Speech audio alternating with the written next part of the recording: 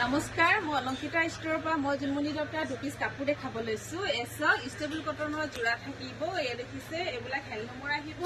stable কটনৰ জোৰা এ মেখেলা চাদৰ আপোনাৰ এনেকে মেহেন্দি গ্ৰীণত থাকিব হোৱাইট আৰু কপাৰ গুণা ওপৰ আছে সৰু সৰু গছবুটা কাম কৰা আছে মাজত এছক বহুত বেছি মৰম লগা জোৰা হয় আৰু এখন থাকিব চাদৰৰ আঁচল এয়া থাকিব চাদৰৰ আঁচল এখন থাকিব মেখেলা এছক মেখেলা আহল বহল হ'ব ছটা সাইড পাৰি থাকিব লগত এটা ব্লাউজৰ কাৰণে হাতৰ স্লিপছত এনেকৈ এটা পাৰি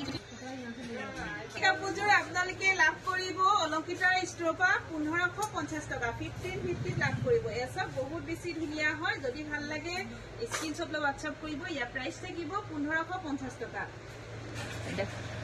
আৰু এপিস দেখাব লৈছো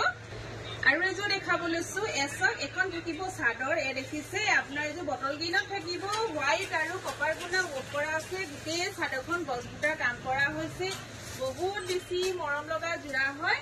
থাকিব মেখেলা এখন হ'ব মেখেলা এ দেখিছে বহুত বেছি মৰম লগা আহল বহল হয় আৰু এয়া থাকিব ছটা সাইড পাৰি এয়া থাকিব ছটা সাইড পাৰি এটা থাকিব ব্লাউজৰ কাৰণে আৰু এই কাপোৰযোৰ আপোনালোকে লাভ কৰিব অলংকিতা ষ্টৰৰ পৰা 1550 টকা যদি ভাল লাগে স্ক্ৰীনশ্বট লৈ হোৱাটছআপ কৰিব ইয়াৰ প্ৰাইচ থাকিব 1550 টকা 1550 ল'ব পাৰিব